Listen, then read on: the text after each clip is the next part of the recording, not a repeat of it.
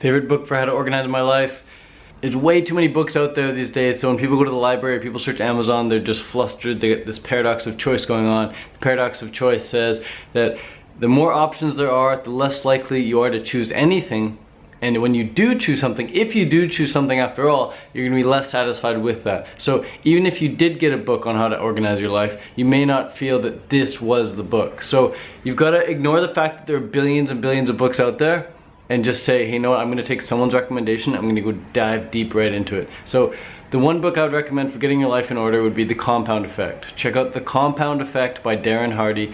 Listen to it on audiobook 2 or 3 times, read it through 2 or 3 times, go through it with a highlighter, and take action on what the book says, and share with people in your life what you learn from it.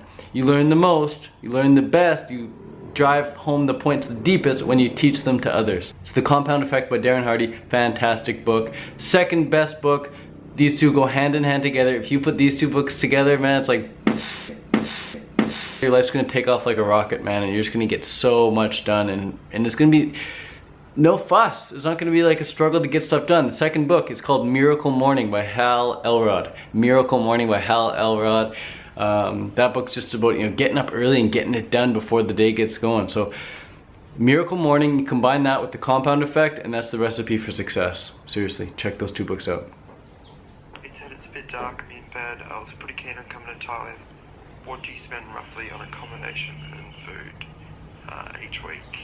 Just roughly. I get asked that a lot. How much I spend on food, how much I spend on accommodation, and how do I go about getting flights? Check this out. This is how you go about getting flights. You go to Kayak, you get the app on your phone, Kayak app or kayak.com, and you search for flights from wherever you are to Bangkok. And then you take a connecting flight from Bangkok to Chiang Mai for like 20 bucks, but we'll get into that in one sec. So first, you go to Kayak, you search all these different airlines and see who is the best price for flying from wherever you are to Bangkok. Then, let's say it's Air Canada. You go to aircanada.com and you see if you can get the price better on the actual website. Well, oftentimes, Kayak will say it's like $1,000 bucks, but then you go to Air Canada, you can actually get it for like 900 bucks. So use Kayak to just filter out the cheapest, and then go to that website, whichever is the cheapest, and get it even cheaper from the actual airline itself, instead of buying it from Kayak directly.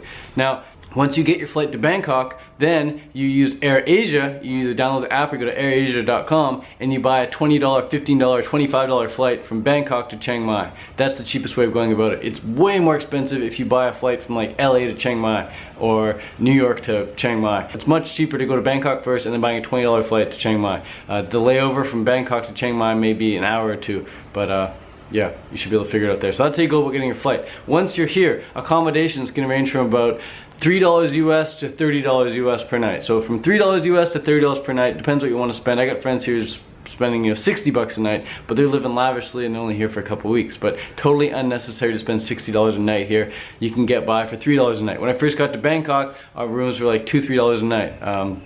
Chloe and I were staying around Bangkok. It's super, super cheap. Chiang Mai, even cheaper than Bangkok, so yeah, you can get places for $2, $1 even. But you don't really want to stay in those places. They're pretty, no, you might as well spend the money on a nice accommodation, which can cost you anywhere from $10 to $20 a night. $10 to $20 a night, you're getting a nice place. My place personally here is $15 a night. Most places in town about $15 a night, or approximately 500 baht.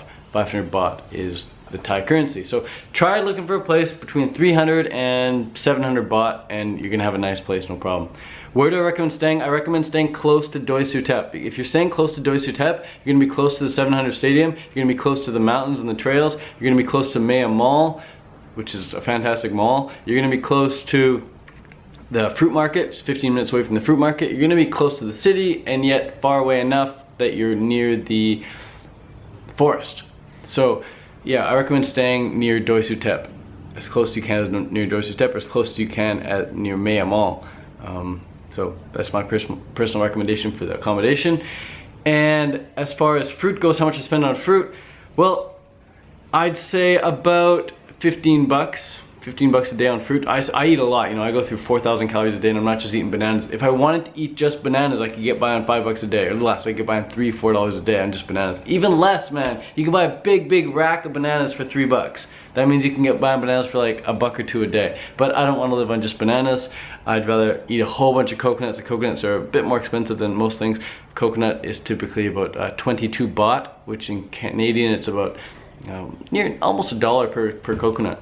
About 80 cents or 90 cents or something. So yeah, I like to eat about 10 coconuts a day, have maybe 5 or 10 bananas a day, and maybe 5 dragon fruits a day. That's what I've been having lately. 5 dragon fruits, 5 or 10 bananas, and 10 coconuts, including the meat, and that cost me about 15 bucks a day. So that's what I spend on food. That's $15 US or $15 Canadian, roughly.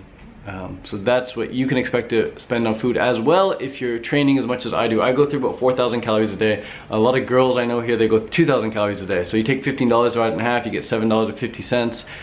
That's how much you could be spending on food if you're a 2,000 calorie a day kind of person. But yeah, if you're a raw till 4 vegan, man, you get by on so cheap because, you know, after 4 o'clock you can eat all the rice you want, and rice is basically free food, man. Rice is so cheap. You can go to restaurants and get a big rice bowl for like $1, like super cheap. That's what the people have been saying. So yeah, super cheap. And then the other expense, if you don't have a bike, then you're gonna be using a taxi to get around places, or these things called songtaos, these red trucks. Those can typically be anywhere from 20 baht to 200 baht, depending where you're going and how long you're going for. But you can always bargain those guys down at least 10 baht. You might as well. If they say it's 50 baht, say 40 baht, and I'll go, and then they'll typically do it.